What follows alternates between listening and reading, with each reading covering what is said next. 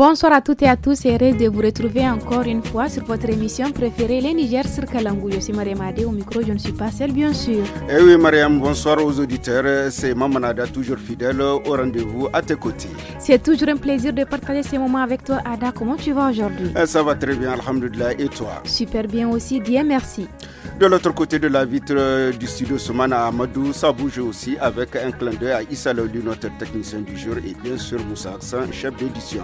Alors Mariam, dis-nous, qu'est-ce qu'on a de beau pour nos auditeurs ce soir? Ada, ce soir aussi, on ne va pas s'ennuyer du tout. Chers auditeurs, préparez-vous à passer un très bon moment avec nous. Au programme, une bonne dose musicale 100% nigérienne pour vous ambiancer. Nous allons aussi suivre un entretien avec M. Moli Amadou, juge de mineurs au tribunal des grandes instances hors classe des Anders sur la réinsertion des mineurs. Il y aura votre rubrique environnementale et l'écho des régions qui nous conduit à Zander, sans oublier le sport et votre chronique Loti. Restez bien connectés, ça commence maintenant. Bon Ada, je crois qu'il est temps de mettre un peu d'ambiance, non? Ah oui Mariam, on ne peut pas rester comme ça, les auditeurs nous attendent déjà. Allez, on démarre tout de suite avec du bon son pour vous mettre dans les moods. Montez le volume et profitez avec ce titre Tout est possible de Feu Hams Garba. Tout est possible.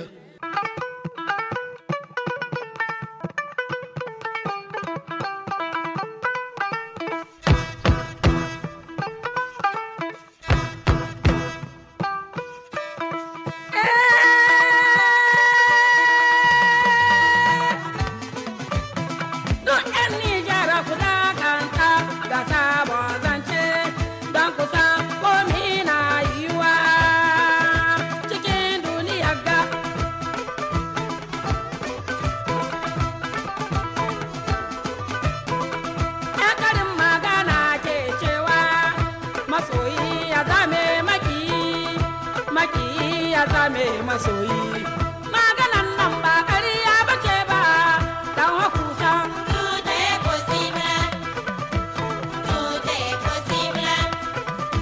indonya gwaraira har kindo ga bara hamburandi zambara ba ko ga tene se wanga war wanga matin se ba ko. Eh oui, Mariam Hamsou Garba est née le 25 décembre 1958 à Maradi, fondatrice du groupe Anashua créé en 1991. Et son premier album Gargadi est sorti en 2008. Et cette chanson Tout est possible est sortie en 2009.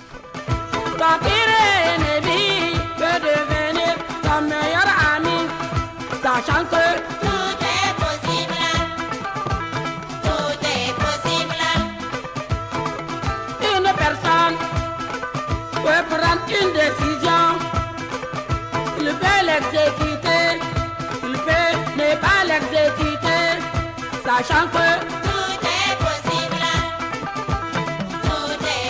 Tout est possible. Effectivement, tout est possible. La vie est pleine de surprises. Des choses impossibles peuvent se produire. Par exemple, ton ennemi d'hier peut devenir ton ami de demain, vice-versa. Être riche aujourd'hui et un bon matin, on devient pauvre.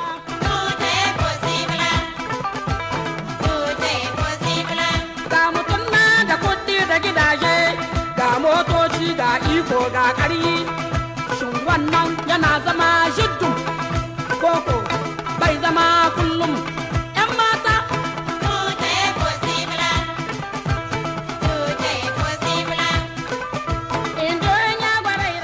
Après la musique, place maintenant à la première partie de notre entretien du jour.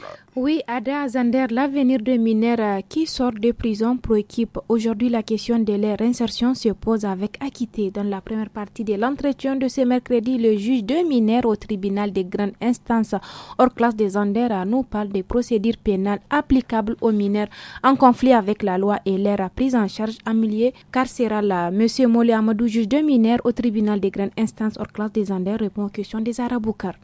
Monsieur le juge, en quoi la procédure pour un mineur diffère-t-elle de celle d'un adulte? La procédure, en ce qui concerne les mineurs, est très différente de celle des adultes, du fait tout simplement de cette spécificité physiologique, ce que le mineur, comme le définit la Convention sur les droits des enfants, ratifiée par le Niger depuis 1990, le mineur est tout être humain, donc de moins de 18 ans, comme on dit. Donc la loi a préféré, si vous voulez, les États se sont engagés à protéger donc, cet être humain qui vit dans le cadre de cette tranche d'âge. Donc elle est particulière parce que les enfants ont besoin de la protection. Les enfants ont besoin d'être protégés, ne peuvent pas être perçus par la loi et par les acteurs de la justice comme les adultes. Elle se diffère du fait qu'il y a un traitement, je dirais défavorable, qui est donc fait à l'endroit des enfants. La grande différence, c'est que les enfants, bien les mineurs, doivent faire l'objet d'une instruction obligatoire. Donc en ce qui concerne les mineurs, c'est obligatoire. Or, l'adulte ou les majeurs, il peut être poursuivi par exemple en 9D, en flagrant délit. Bien en instruction, bien souvent en citation directe. Donc, alors que le mineur ne peut faire en aucun cas le mineur ne peut être poursuivi, donc c'est la base d'autres procédures que la procédure de l'information judiciaire. Et cela veut dire que, en fait, souvent, cela est perçu comme une sorte d'entrave, mais alors que, en fait, ça allège le mineur quant à la prise en compte de ses droits. Puisque un mineur ne peut être persécuté. La persécution, bien entendu, quand il s'agit de te prendre et de te juger directement, là, on te persécute, alors que pour la protection des mineurs, doit faire l'objet de l'instruction. On doit d'abord chercher à savoir au fond qu'est-ce qu'il est. Et en ce moment-là, ce n'est pas parce qu'il est en prison, en fait, parce qu'il peut être laissé à liberté aussi. Mais ce n'est pas parce qu'il est en prison. Même en prison, il bénéficie d'un traitement de faveur. Cela, en fait, lui garantit tout rempart contre l'injustice, comme on dit. Pouvez-vous nous parler des éléments que vous prenez le plus en compte avant de décider du placement d'un mineur en milieu fermé? D'accord. Donc les éléments que nous prenons en compte avant de placer, ceux qui sont placés en détention. Oui. Voilà. Donc par exemple, la première des choses, quand le mineur est venu, ce n'est pas accompagné par un parent ou par un représentant légal, bien entendu. Un mineur qui est en conflit avec la loi, vous ne pouvez pas le relâcher de la nature aussi. Dans ces cas-là, il y a obligatoirement un besoin, en fait, pour sa propre sécurité, de le mettre en détention. Ça, en tout cas, c'est la raison principale. Le plus souvent, c'est comme toutes les procédures qui concernent les majeurs, il y a beaucoup d'autres choses qui font en sorte que le mineur est mis en détention. Mais particulièrement, lui, on vise toujours donc, son intérêt supérieur, comme on dit. Le relâcher de la nature, c'est le pousser à reconnaître, à recommencer du moins, ou bien c'est le laisser sans protection. Or, si les protéger, si les en détention, au moins là, on sait qu'il est protégé. Alors, une fois le mineur placé, comment votre cabinet s'assure-t-il qu'il reçoit une éducation ou une formation? Justement, c'est un peu ça le problème. Hier, quand vous étiez là, on vous a dit que nous étions à une formation dans le cadre de la protection de l'enfant. En fait, c'est exactement là où se trouve le problème. Parce qu'au Niger, en fait, malheureusement, je ne dis pas que c'est partout, mais particulièrement ici à Zender, nous n'avons pas en tout cas d'institution qui se charge de l'éducation à l'intérieur ou bien de la formation professionnelle du mineur délinquant. Et c'est très désagréable parce qu'un mineur, et d'ailleurs nous sommes actuellement en train de décider notre piste pour chercher les solutions contre la récidive. Le taux de récidive est très élevé ici, du fait que tout simplement les mineurs qui sont en détention, moi en tout cas personnellement, je me suis dit que la véritable cause c'est que le mineur est juste incarcéré. Au lieu de chercher à les resocialiser, de chercher à lui apprendre un métier à travers, par exemple, la mise en place par des structures ou bien des organisations ou d'autres organismes, des ateliers à l'intérieur, la mécanique, la couture, soudure, ainsi de suite, ça lui permettra d'apprendre un métier. Et quand il ressortira socialisé. Il y a déjà au moins de quoi se nourrir, de quoi se prendre en charge. Or, la difficulté, la plupart du temps, les mineurs qui récidivent sont ceux qui, quand ils ressortent, ils n'ont rien d'autre à faire que d'aller recommencer. Après la première partie de l'entretien du jour Moment Musique sur votre émission préférée Les Niger sur Kalangu, présentée par le studio Kalangu. On coupe tout et on écoute ça ensemble. Voici un titre qui va vous faire bouger, Kazama de l'artiste Salele, on kiffe ensemble. Et c'est parti.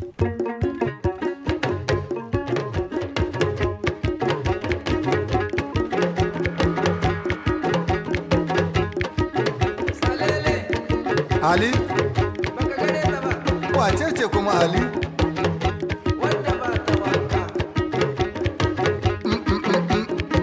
Wari-wari, ɗaɗɗaɗɗai ta kai ƙazama, nisa lissu ba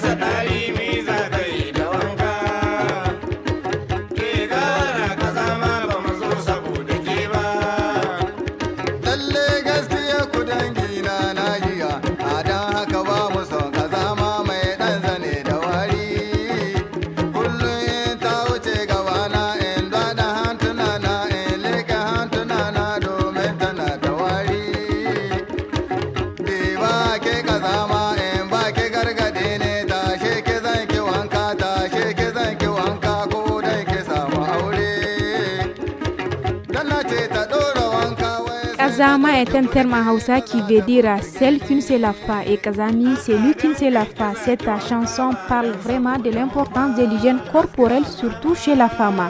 La femme doit prendre soin de son corps, être bien dans sa peau pour être bien vue et bien respectée. C'est une chanson composée par Salele qui chante maintenant en solo. Avant, il était membre du groupe musical Tandé de Mahmoudou Abdussalam.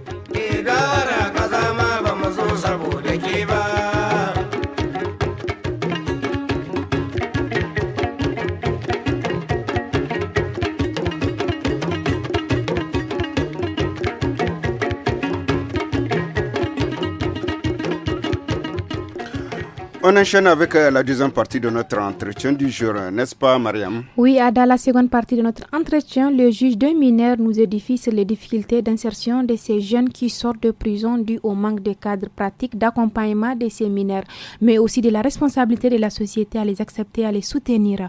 Moli Amadou, juge d'un mineur au tribunal des grandes instances hors classe de Zander, est toujours au micro des Zahra Boukar. Au moins, ils savent qu'en prison, ils ont un toit et ils mangent aussi. Alors que quand ils sont dehors, souvent les parents les ont abandonnés, les ont laissés à eux-mêmes. Ce qui fait que donc il n'y a pas un cadre jusqu'à présent. L'État n'a pas mis en place un mécanisme ou un système à l'intérieur des prisons. Théoriquement, oui, mais dans la pratique, ça n'existe pas. Pour que le mineur puisse apprendre quelque chose, pour qu'on puisse le former à l'intérieur des prisons. Et nous sommes en train de faire le plaidoyer. Inch'Allah, nous allons continuer à le faire pour qu'au moins on puisse trouver des solutions. Comment vous travaillez avec les services sociaux et les ONG pour le suivi de ces jeunes? On a une collaboration exceptionnelle. Particulièrement ici à Zender, les travailleurs sociaux et les organismes qui œuvrent dans le cadre de la protection de l'enfance sont très dynamiques, sont très actifs. Et ça, vraiment, c'est à féliciter. Dès qu'il y a un mineur en difficulté qui a besoin d'être protégé, que ce soit au niveau des brigades des mineurs, différentes unités qui s'occupent des mineurs, ou bien au niveau de la direction de la protection de l'enfant et de la promotion de la femme, ainsi de suite, directement elle nous réfère. Et vraiment, nous travaillons main dans la main. On a une très bonne collaboration. Tout le monde est dynamique. Donc vraiment, c'est à féliciter. Alors, y a-t-il une prise en charge spécifique pour les jeunes filles qui sont souvent moins nombreuses mais parfois plus vulnérables?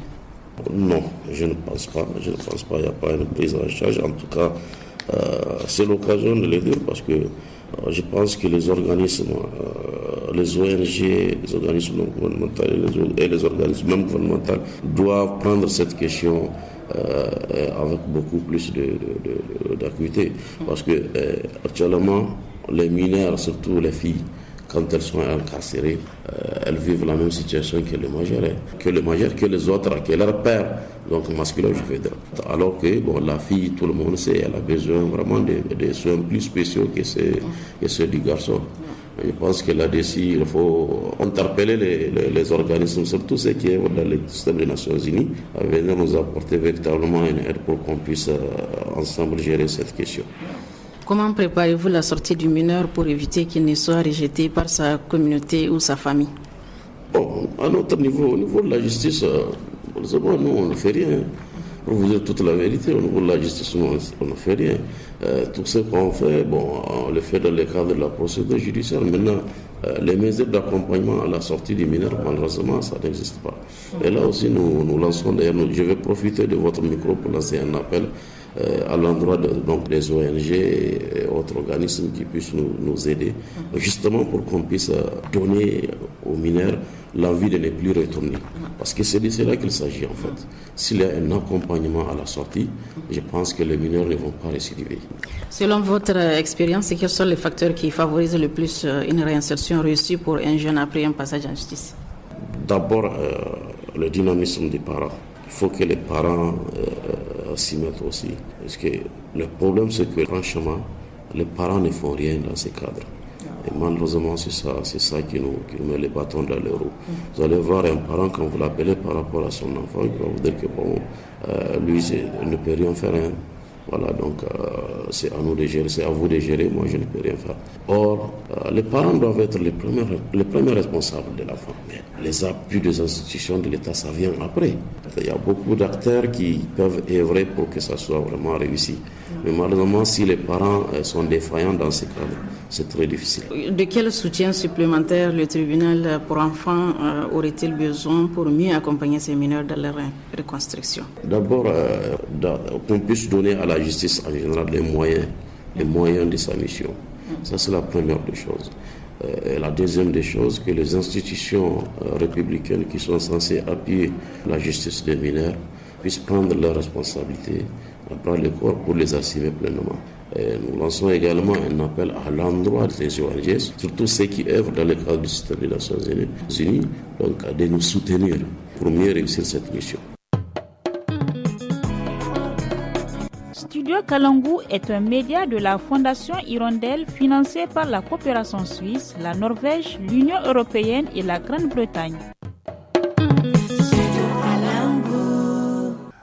Les réserves naturelles du Niger offrent une biodiversité saharo-saharienne et soudanaise exceptionnelle. La rubrique hebdomadaire environnement nous amène à la découverte de la réserve naturelle la plus vaste de l'Afrique. Située dans la région d'Agadez, la réserve naturelle nationale de l'Aïr et du Ténéré couvre une superficie de 77 360 km². 38 ans après sa création, que peut-on retenir de ces sites classés de la liste du patrimoine national de l'UNESCO? Le commandant Amadou Ganda, conservateur de la réserve naturelle nationale de l'Aïr et du Ténéré, répond au micro de Gungu Mohamed Dantani. La réserve comporte en son sein une réserve intégrale du sanctuaire de Zadax. Elle est partagée entre le département du Ferouane, Alit et Kirozérine. En dehors de la réserve de l'Aïr Ténéré, il y a un projet de création d'une nouvelle réserve communale du mont Egalag, qui se situe dans la commune rurale de Chimia, département Ferouane. Parlez-nous de la biodiversité de ces espaces et quel type de faune ils abritent. La réserve renferme une biodiversité constituée de certaines espèces emblématiques, telles que le mouvement à manchette, gazelle d'ama. À ces espèces emblématiques s'ajoutent d'autres telles que la gazelle d'Orcas, singe, le babouin, le chacal. On rencontre des espèces d'oiseaux sédentaires afrotropicaux et migratoires, dont l'autruche à cou rouge, l'outarde, la cigogne et le faucon. Des reptiles comme le varan, des airs, les lézards à queue épineuse, les serpents et les tortues sont également rencontrés à l'intérieur de la réserve. Il faut également noter la présence de plusieurs espèces végétales, ligneuses et herbacées, dont les plus importants sont les acacias, les balalites, les prosopis, etc., etc. Est-ce que cette faune fait l'objet de menaces et quelles sont ces menaces? Ces menaces sont d'ordre anthropique et naturel. Pour les menaces d'ordre anthropique, nous pouvons citer leur voyage à travers la pollution de l'eau, des sols et de l'air qui peut provoquer les produits chimiques utilisés. Nous pouvons également citer la destruction des habitats à travers le défrichement pour satisfaire les besoins en bois, énergie ou de construction. Il y a également le braconnage pratiqué par les orpailleurs pour satisfaire leurs besoins en protéines ou élargir leurs sources de revenus. Il y a également l'insécurité résiduelle par la prolifération et la circulation d'armes illicites. À ces menaces s'ajoutent les menaces d'ordre naturel liées aux aléas climatiques telles que les sécheresses qui agissent sur la qualité et la quantité du fourrage et les érosions qui dégradent les milieux naturels. Avez-vous les moyens humains et matériels pour mener à bien votre mission? La réserve Aïr Ténéré dispose, dans le cadre de sa gestion et de sa conservation, en plus des agents d'unité, postes de surveillance et de contrôle avancé. Il s'agit du poste de contrôle de Kibarkatan, du poste de contrôle avancé de Tabelot, du poste de contrôle avancé de Timiat, du poste de contrôle avancé de Gougram. En outre, la réserve dispose également de 22 éco-gardes et chefs de vallée recrutés parmi les communautés locales pour appuyer les efforts de conservation. Par ailleurs, la réserve est entourée d'un dispositif de contrôle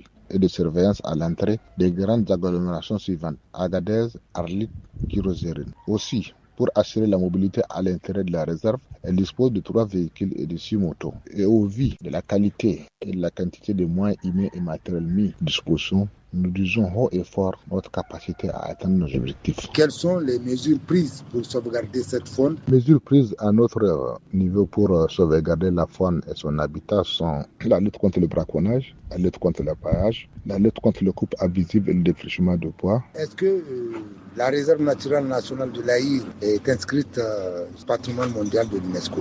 La réserve naturelle nationale de l'Aïr du Ténéré est inscrite au patrimoine mondial de l'UNESCO en 1991 selon les critères 7, 9 et 10. Les critères 7 qui signifie un ensemble d'écosystèmes relictuels d'une valeur esthétique exceptionnelle. Les critères 9 qui comportent une grande diversité d'habitats nécessaires pour la conservation de la diversité biologique sahélo-saharienne. Les critères 10 qui signifie que la réserve naturelle est importante pour la conservation de la biodiversité exceptionnelle. Suite au conflit armé qu'a connu la zone dans les années 90, le comité a décidé d'inscrire ce site sur la liste du patrimoine mondial en péril à la demande des autorités du Niger, et c'était en 92. Je lance un appel à l'endroit des communautés riveraines pour leur participation à la préservation des ressources naturelles et aux partenaires un appui financier conséquent pour la restauration de l'environnement. Après la rubrique environnement de ce mercredi, chers auditeurs, place à présent à l'écho des régions qui nous ramène à Zander. Dans le département de Kanché, région de Zander, il existe 2 villages liés par une relation de cousinage hors du commun. Le village de Edawa dans la commune de Tsouni et celui de Rumji dans la commune de Kourni se distinguent à travers leur pratique de cousinage à plaisanterie. Notre correspondant Habou Sarki Saleh s'est intéressé à ce sujet. Menene alakar garin Edawa da garin Rumji? Na farko wani zai ce ina ne garin Eddawa yake, ina ne garin Rumji yake. To duka wannan gari biyu tana cikin gundumar Kance cikin jihar da Magara. Muna cikin gunduma ɗaya kuma komin Taraba. Eddawa tana cikin kwamnikin Tsauni, Rumji tana cikin kwamnikin Kurni.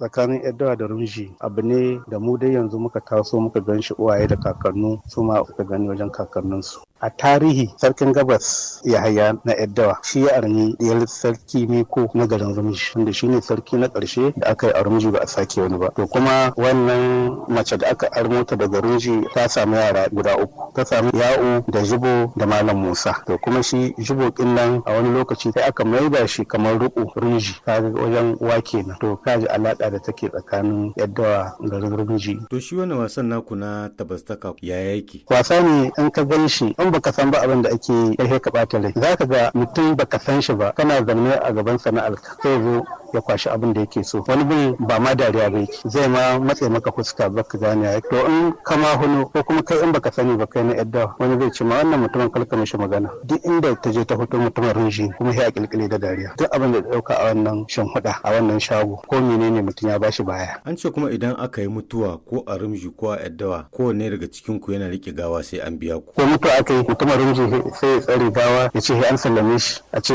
ku sallame shi ya tafi. Haka mutumin Eddawa sai zai hana abin ne gawa a Rumji ya ce an sallame shi ya rike gawa a ce ku sallame shi. Kuma wannan abu yana bunƙasa har ya kawo a gare mu yau a yanzu a matsayina mutumin Rumji duk abin da ya gani a gona ya ɗauka na yarda.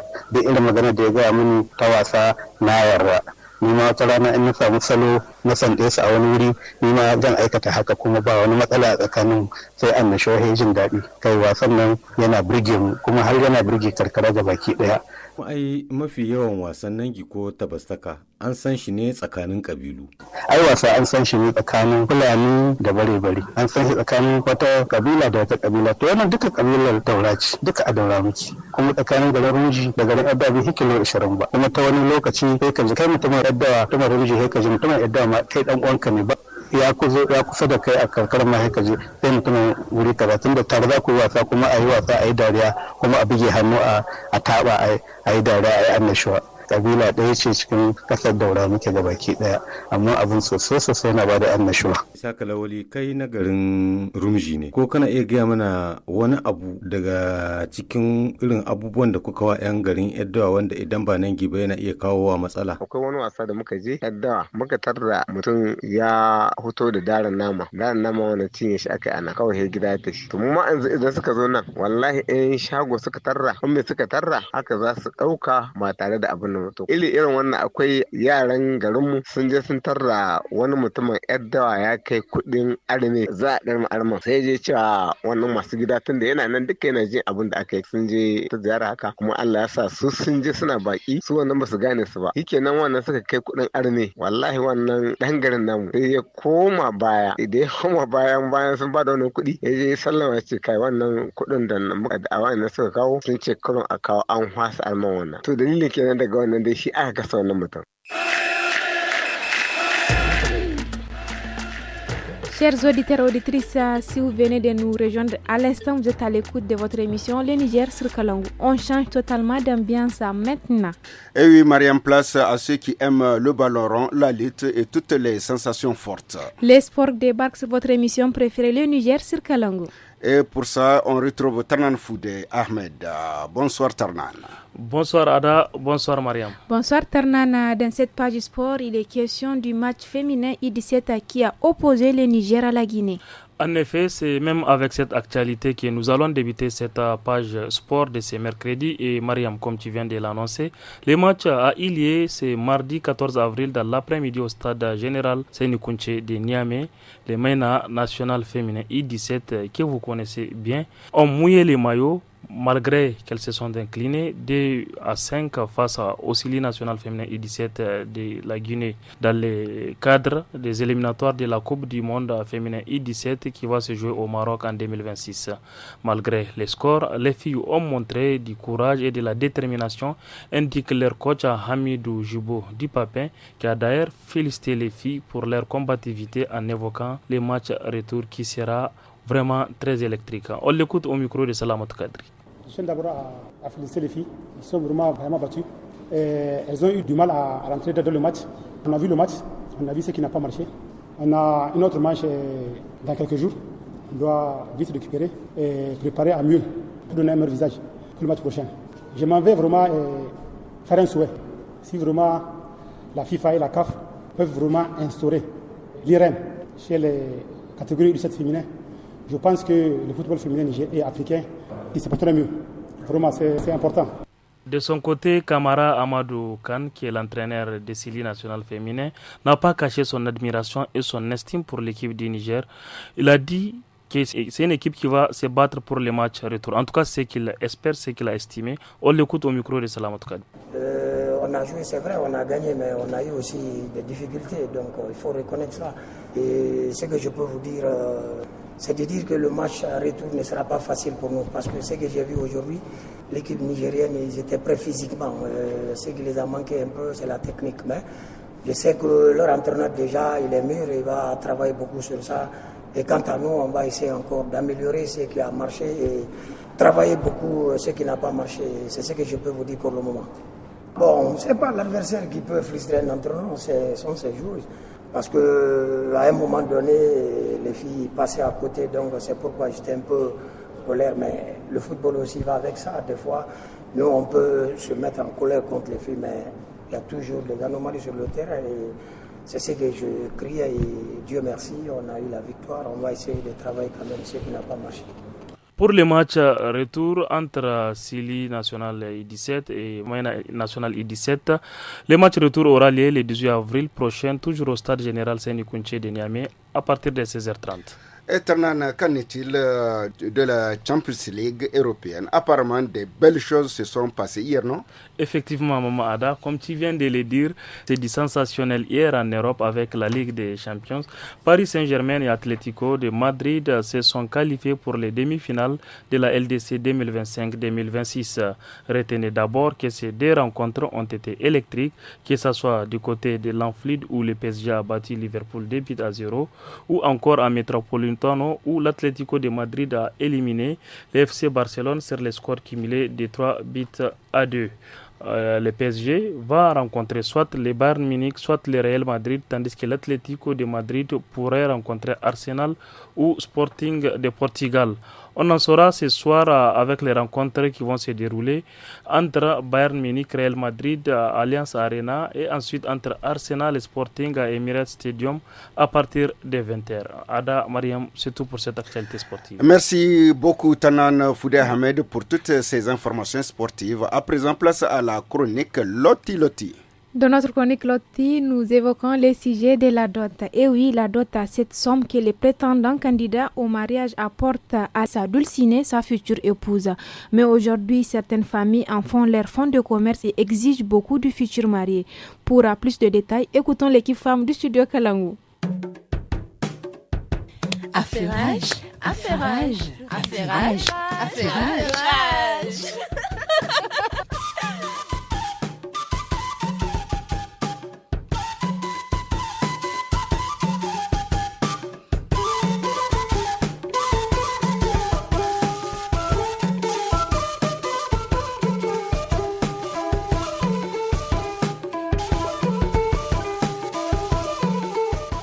Certains ont vraiment une chance comme pas possible. Vraiment, eux, ils sont très chanceux dans leur vie. Et nous, on a fait quoi à Dieu? On dirait que c'est les enfants préférés de Dieu.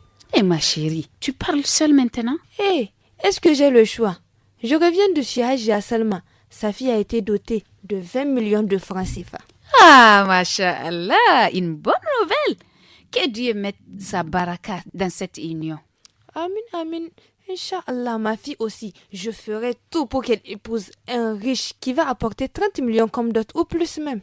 Hey, ma chérie, il faut avoir peur de Dieu. Hein? C'est lui qui détermine la personne avec qui on sera. Et si elle rencontre un homme de classe modeste, tu vas lui empêcher d'être heureuse? On est heureux quand on est riche, ok?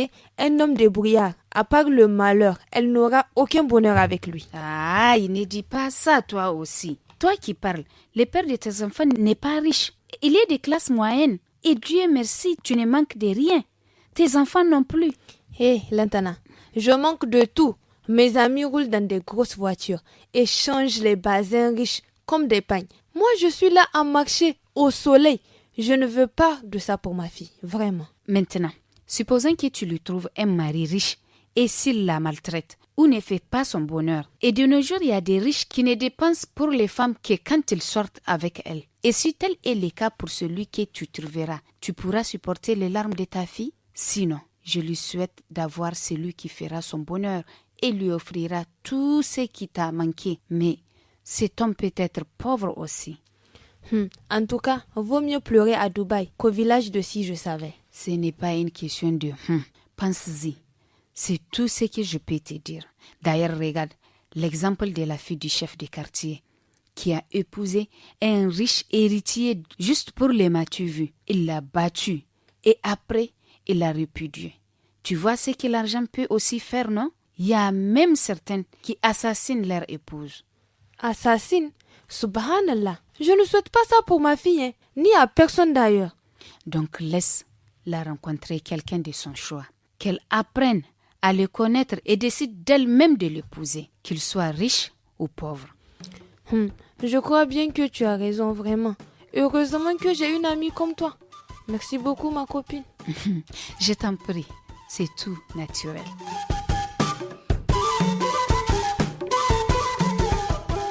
C'était la rubrique Loti du jour. Merci pour vos multiples conseils.